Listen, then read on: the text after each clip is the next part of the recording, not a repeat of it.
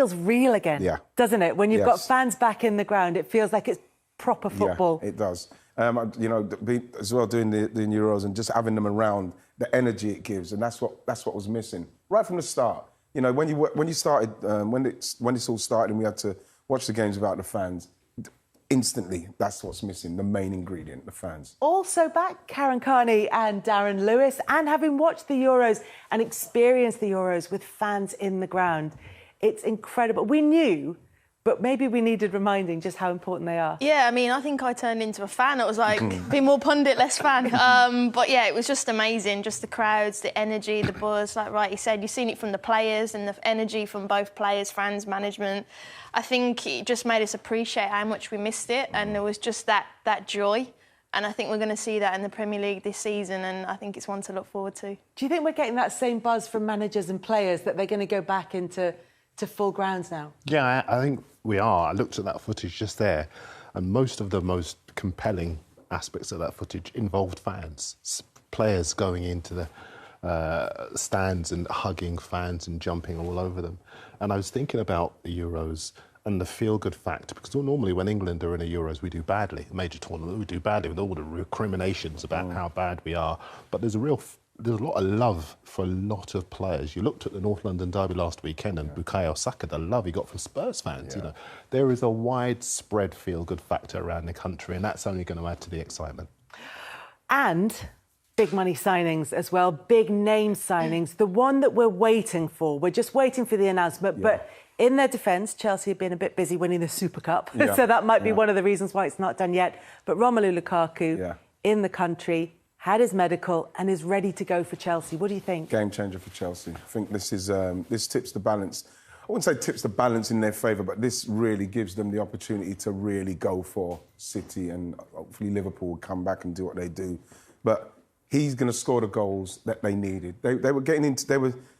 They solidified the defence the way you had the three at the back with Kante and Jorginho in front, and then from there on going forward, they seemed to just hit a ball. They couldn't finish teams off and, you know, really clinically just finish teams or score goals in those early periods that made them settle and then can go on to beat teams. But now with him, if it does happen, and when you look at his goal-scoring record, if it does happen, this changes the game for Chelsea. Because we know they can keep clean sheets. This is what they needed to add. It feels like a missing piece of a jigsaw. Yeah, I think that's the right term, really. I think their top goal scorer last season was 7, Jorginho, and how many of those were penalties? All of them. And you're thinking, wow, how have they managed to get, you know, top 4, win the Champions League without a centre forward? And with that, you know, 7 goals, it's not good enough for Chelsea Football Club. And if you're going to compete for the Premier League, you've got to have a centre forward that can put in the goals. They've got all the creative players around them. They've got everything, but just that one piece, exactly what you said. And I think it is Romelu Lukaku, power, strength, pace, you know, precision in terms of how he finishes. He's got everything. And you know what? When you're a defender, you wouldn't want to come against him. You know, like, he's got everything. And I think, you know, he's up there with Kane and Haaland, and he's one of the best strikers in the world. And yet, when he left the Premier League, when he left Manchester United, it felt as though, certainly for some people, there was a bit of rebuilding of that Lukaku reputation to go on, and he's certainly done that. Yeah, I've always been a big Lukaku fan ever since he played in the Super Cup. Didn't do so well in some people's eyes, and they farmed him out, and they didn't really give him a chance at Chelsea first time around.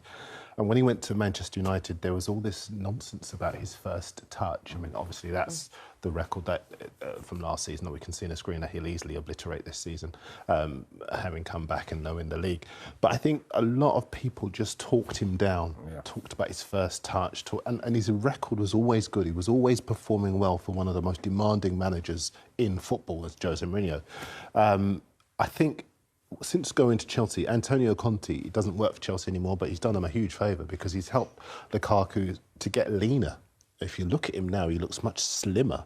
And I don't think his game is based around his strength and his speed. I think his game is based around his vision. If you look at the way he links up with Lautaro Martinez, he creates space for Martinez to run into. He draws defenders out of position. He's got a fantastic ability, an awareness, if you like, of the picture around him. And these are all things that are going to help Werner score more goals and Havertz score more goals. And that's why they're quite happy to get rid of Tammy Abraham because they know that in Lukaku they've got an intelligent forward who is going to link play as well as score goals. You know the thing as well, Kels, even with that the weight problem, something that they used to try and beat him with, that he wasn't training hard enough, and his stats he was showing. I remember he had to take a tweet down, you know, showing where he was coming in the running stakes, and unfortunately it didn't work out for Luke Shaw in that respect because it showed that he weren't so good. But when he went to Inter Milan, in the first 2 weeks they finally had a problem. When you look at the resources that a Man United have, and the same obviously Inter Milan have had, they found it in 2 weeks. You know, they're talking about his weight and that, and they've got all these physicians, everybody around them, the medical department, they couldn't find that. As soon as that happened, look at his performances, and he was still performing very well. You know, I think Darren's right, and people were just looking for ways of criticising him. And when you look at his goals at Man United, he's still got 28 and 70-something, and he still, for me, wasn't playing in the position that we've seen him play when he's most potent, when he was on loan at West Brom, when he went to Everton, when he plays for Belgium, and now what we've seen him do at Inter Milan. And that's what's going to happen when he comes to Chelsea. He's not going to be up there as the number 9, which everybody, just because he's a big player, he's got to play with his back to goal. He plays in holes where he picks the ball up and he runs at people. You know, he comes into areas where you've got people like, you're going to have people like Werner going, Ziyech, whoever, Mount going past him if that's the case, but he gets the ball in areas where he cannot be stopped. And if he gets that kind of creativity, he's going to cause problems. Right, when he comes back, do you think he has to be a striker, demand more of the players around him, scream? You know, I kind of sense that, particularly having won the league in Italy, he's more assertive now coming back to the Premier League, and maybe it could be the case that he has to come and demand more of everyone around him, and he can do that because he's won the league. Yeah, I mean, you see him when he plays for Belgium. When you see how he plays, he's orchestrating from up there. He's constantly pointing. He's doing that. He didn't do that at United. He done it at Everton. I think when he got his confidence, when he started to play really well at West Brom, he orchestrates. He knows where he wants it. And I think that he'll go to Chelsea. Everybody knows him at Chelsea. He'll know the surroundings. And I think he's coming back as a very big player. He was a lead player for Inter Milan, and I think he'll come with that same persona. And I think that's what he'll do at Chelsea. I think that comes with trust from management, and also trust in your own ability, where you can go, I am going to roam out, and like Belgium, Kevin De Bruyne was always going for the middle, he played on the flank, as you said.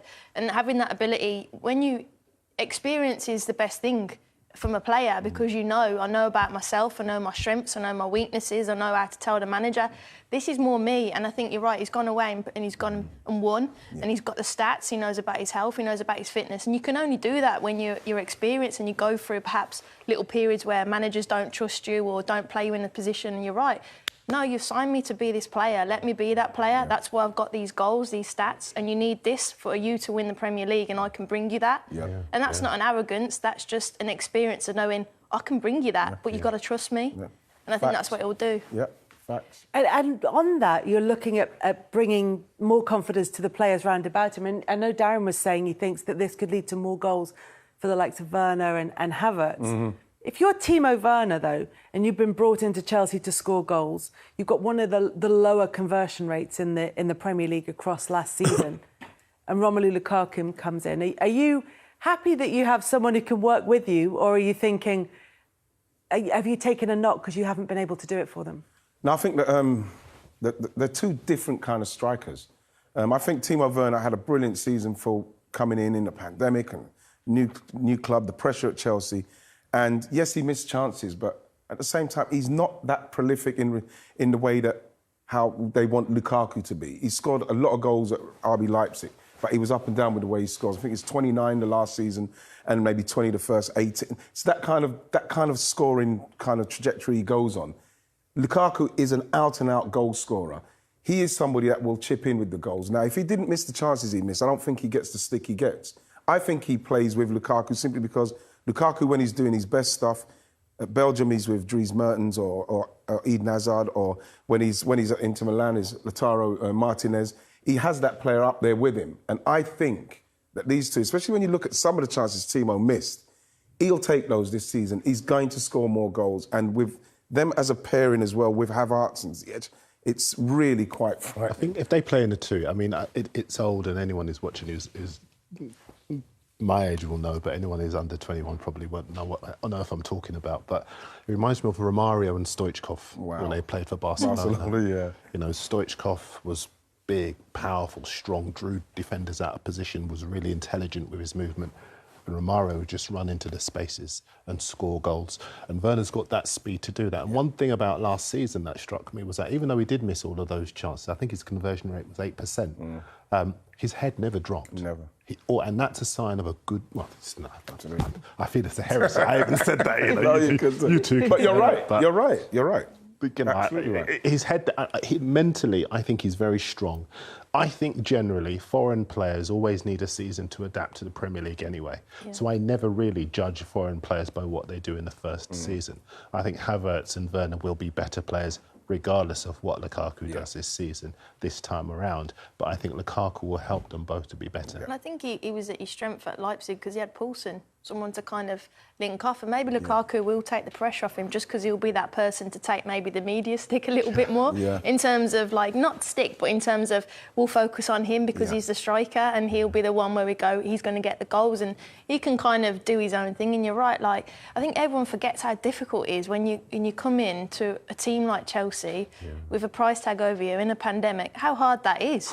You know, and we don't appreciate that sometimes as fans and as pundits, and we're like, wow, that's really tough, you know. And I think coming in now, I think they'll work together, and he's already alluded to that in his interviews. He's excited that Lukaku's coming, and I think it will take some pressure off him, and he can just go and be free and kind of be that intricate player that we all want to see, and I think he'll be good. Good point about the media, because, I mean, the way it works is that if you are a big name, a record-breaking signing, the focus is on you. Full stop, whether it's broadcast media or print media. That's not unfair, though, is it? It's not fair at all, because, I mean, everyone wants to see what you got for your money. So Gareth Bale, for example, £85 million goes to Real Madrid, scores wonder goals in the Copa del Rey. That's where your money's gone. You know, scores goals, makes goals, uses his speed to get beyond defences, and he's a success. Paul Pogba goes to Manchester United, huge fee. People aren't getting the consistency. They see flashes of brilliance, but, you know, they're not necessarily... Sometimes people are criticising them unduly, but generally what they're looking for is to see what you got for your money. And that's going to happen with Grealish. That's going to happen with Lukaku. But as you rightly say, with Lukaku, the scrutiny on him and the focus on him will take the pressure off Werner and Havertz, and they can maybe... We just hope it's a positive, you know. It doesn't mean a negative. It can be a positive as well, that he's gone there and he's backed it up and he goes and does it again with a team where he kind of started with, didn't he, Lukaku? So it can be a positive as well. So I just think they'll work really well, and I think what Wright said, it's a game changer now for title contenders. And as much as Darren was saying, we have to kind of give players who've come in from leagues abroad a time to settle. For Lukaku, this is familiar territory, not just the Premier League, but as Karen was saying, Chelsea as well. And, you know, it's unfinished business at Chelsea. You looked at the record and the goal record. Chelsea was the only team he hadn't scored for. And it's the team that he wanted to play for. He went there with his hero was there, Didier Drogba.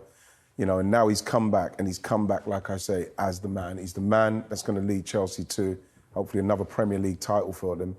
And he's come back as a player that's rounded for me in every way. Now we know how he plays. We've seen how he plays. He's not coming and they're going to play him in a different way like we saw them play him at Man United. They didn't play him in the position that they could get the best out of him, but he still ended up with 28 goals. Now they're going to play him. They've spent the kind of money on him that he delivers, and he's ready for that. He's a big player now. He's not the same kind of player as Didier Drogba, but there is a similarity in that because they're both strong, big guys, that maybe their technical abilities, as Darren was saying, are kind of underestimated, that their intelligence is underplayed. But this is what I'm saying. It always happens because when you are big in this country, I think it's in this country, you're seen as a target man. Them two they couldn't be any further from target men. You know, I think Didier Drogba kind of like revolutionised that number 9 up front with everything: intelligence, pace, skill, unbelievable goals. Romelu Lukaku is the same kind of player, but obviously different physically to Drogba. Maybe Drogba was quicker, you know, athletically, it seemed like he could leap tall buildings. But the fact is, the intelligence in both of them, in way, when you watch Lukaku play, he drops up and he orchestrates play.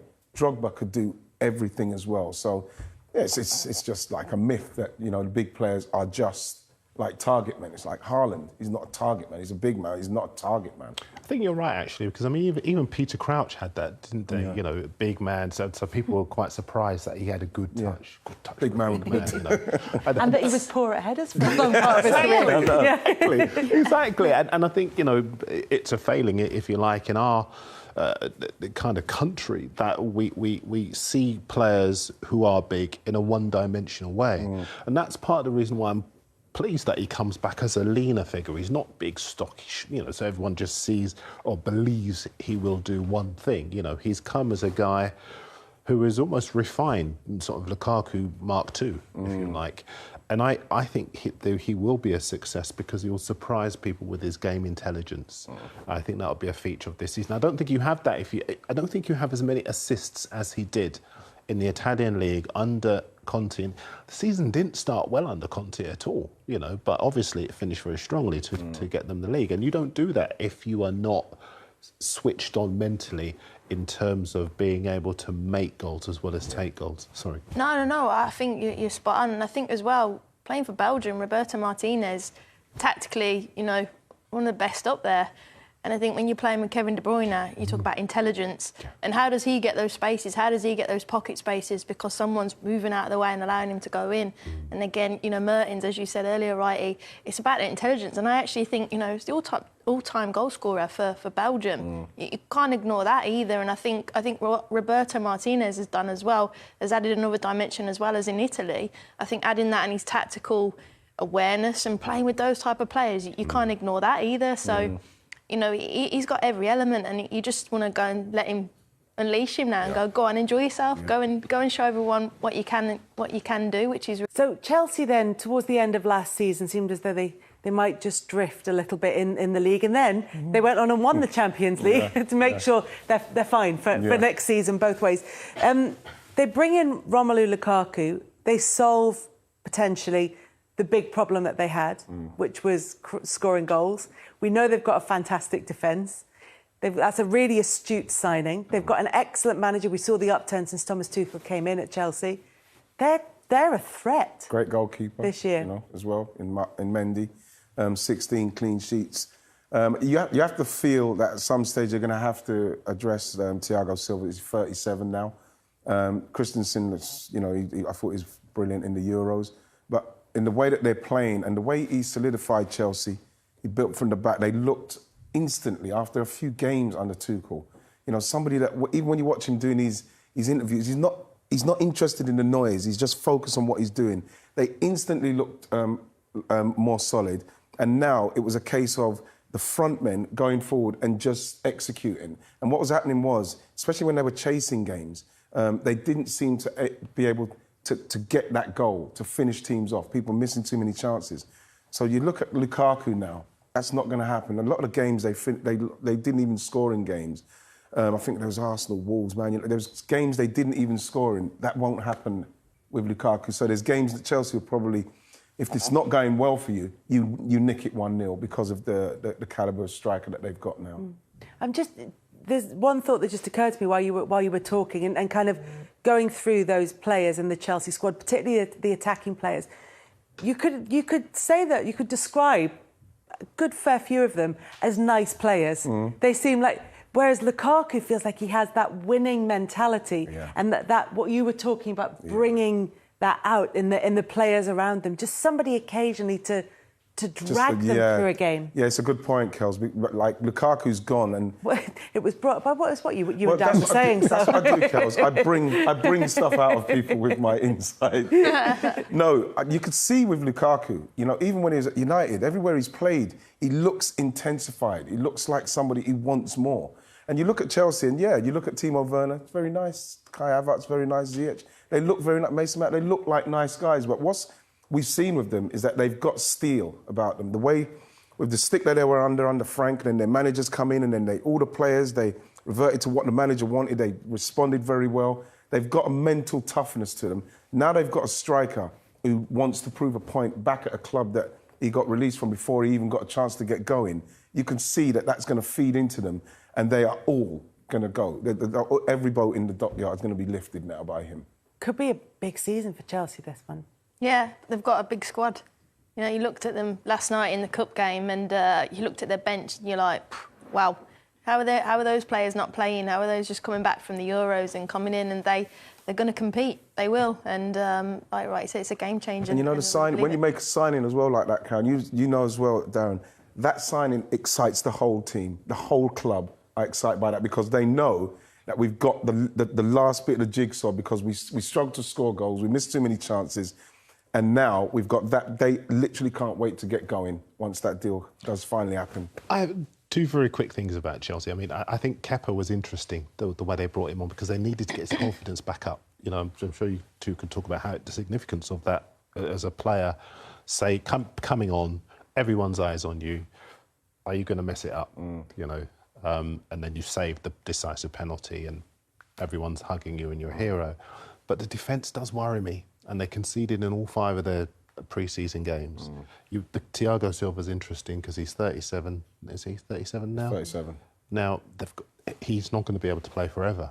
And so who do you replace him with? And if he doesn't play, they just look like they had a bit of an attention deficit in the second half. And Villarreal were able to capitalise on that. And I just wonder this time round if that could be an issue for them.